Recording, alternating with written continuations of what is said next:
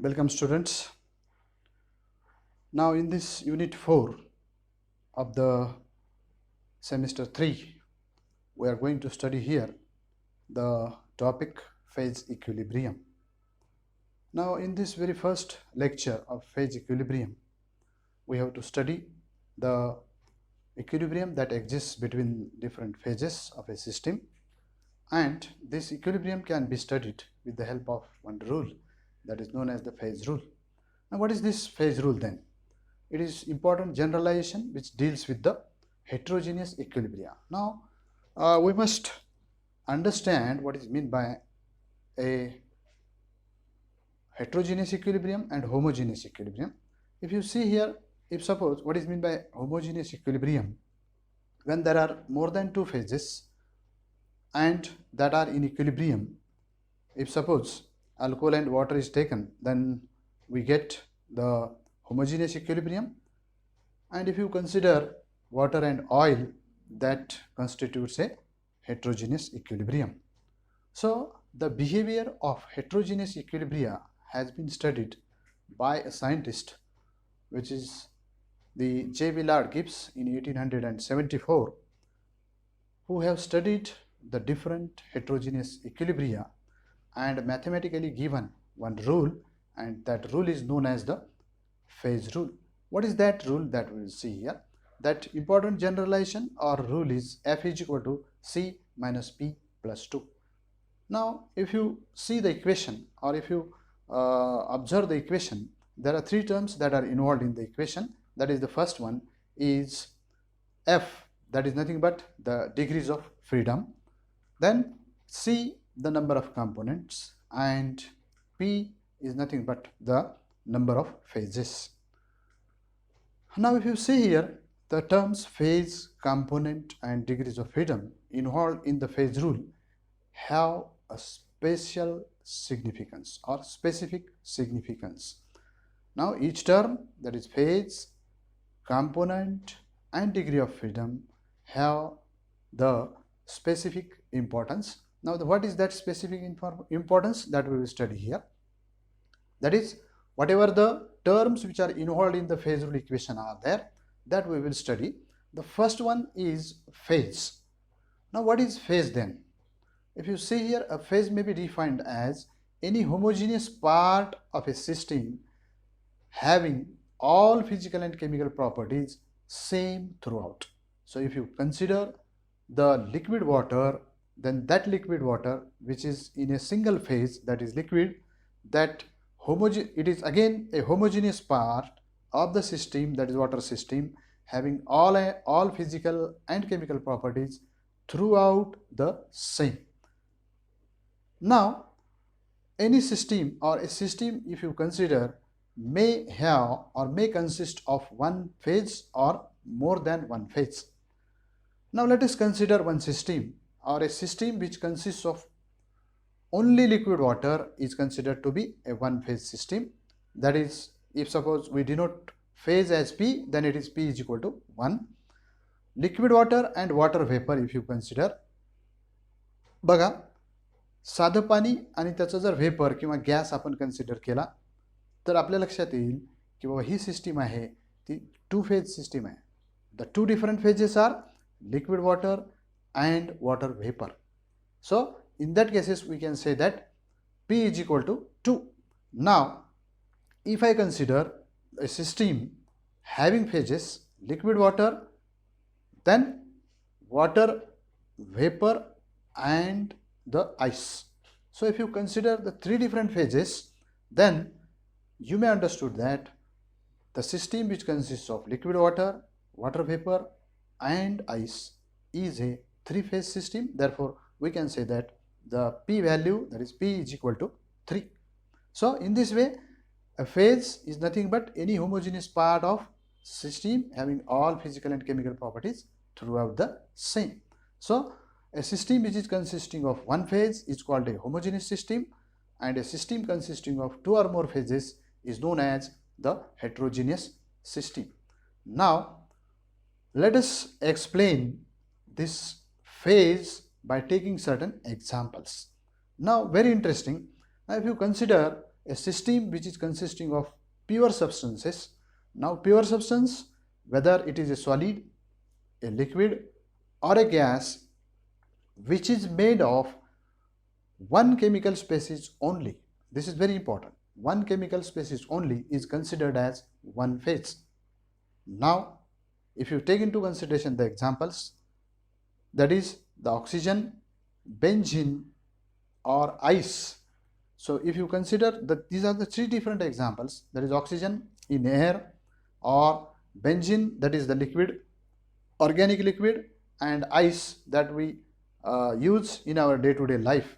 So these are nothing but the systems or pure substances which are made of one chemical species only. So whatever the chemical species is, in oxygen, the dry air, that is oxygen is there.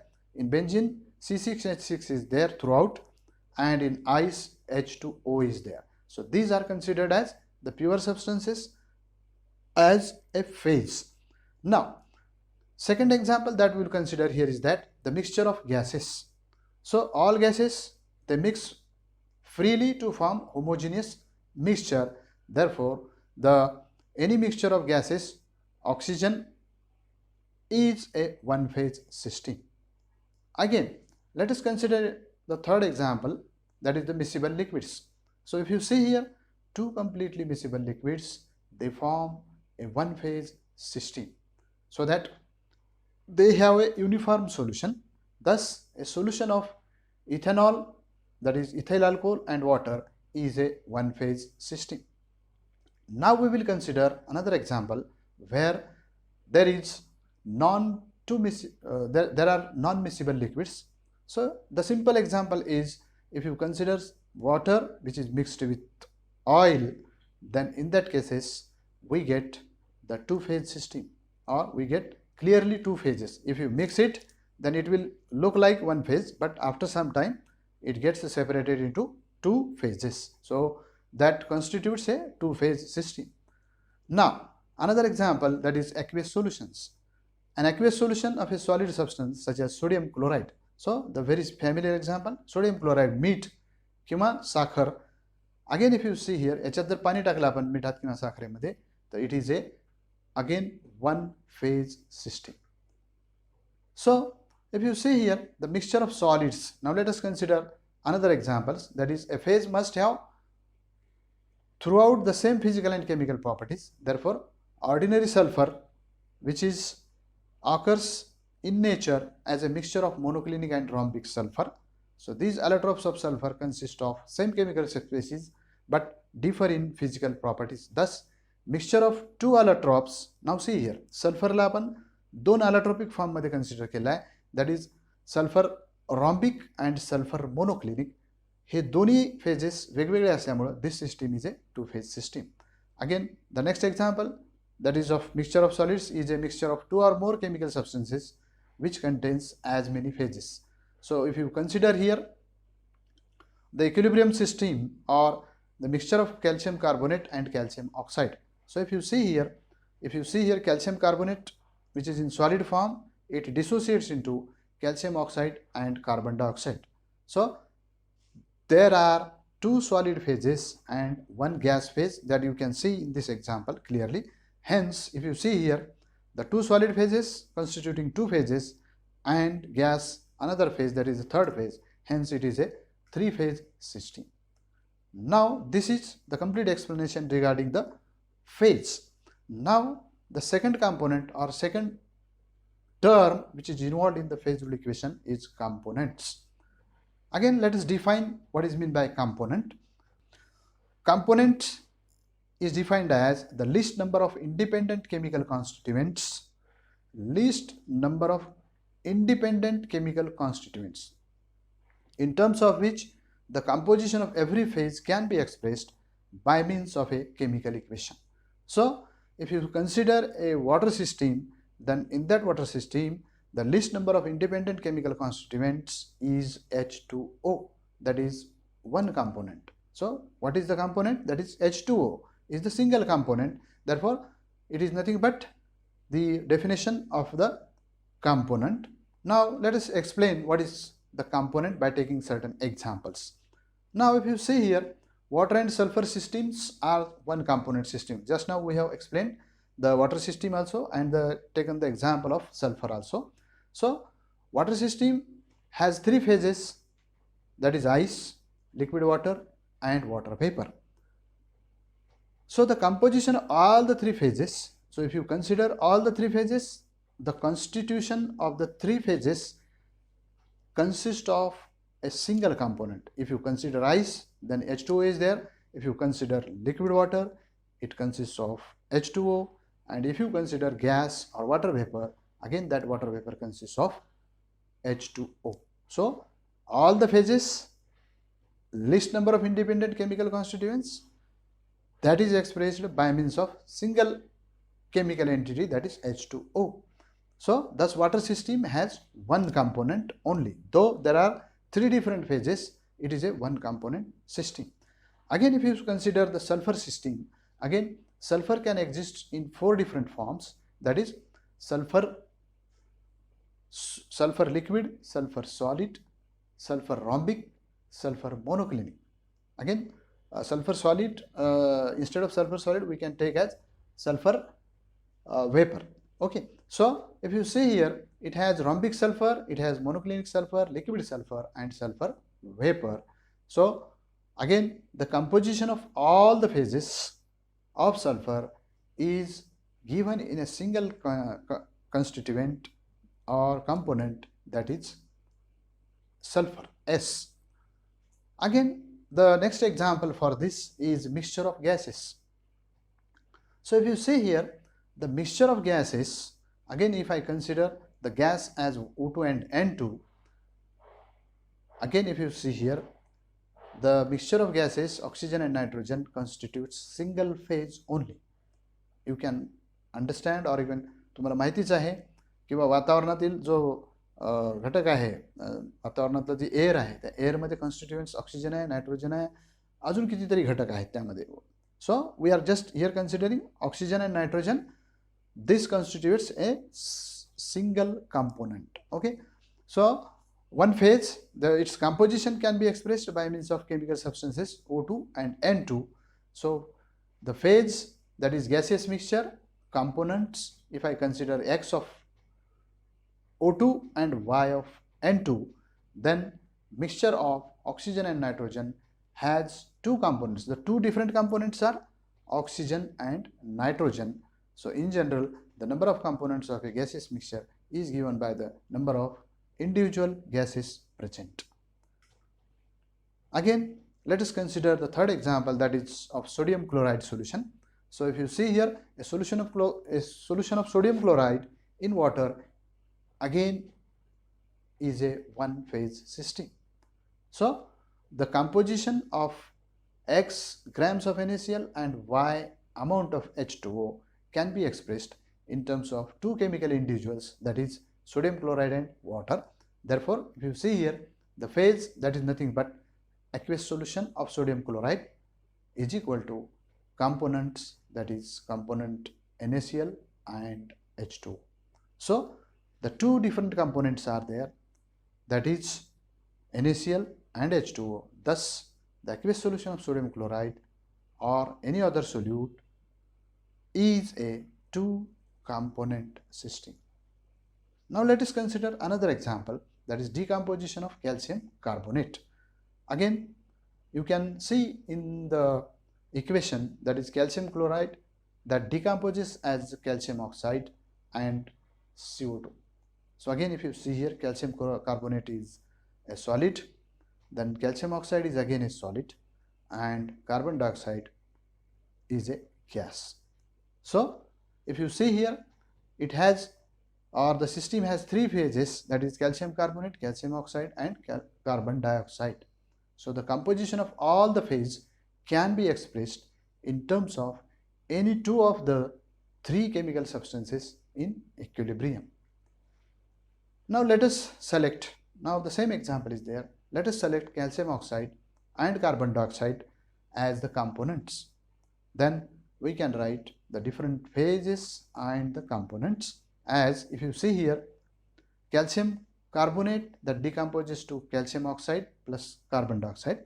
Then if you see here, if I consider calcium oxide, then calcium oxide can be taken as calcium oxide, that is equal to calcium carbonate minus carbon dioxide. If you consider the carbon dioxide, then carbon dioxide will be equal to calcium carbonate minus calcium oxide. Again, if I select calcium carbonate and calcium oxide as the components, then we can write the phases and components as calcium carbonate is equal to calcium carbonate plus 0 calcium oxide, then calcium oxide is equal to 0 calcium carbonate plus calcium oxide, and CO2 is equal to CaCO3 minus CaO. Thus, composition of calcium carbonate is a two-component system. So we can conclude that it is a two-component system.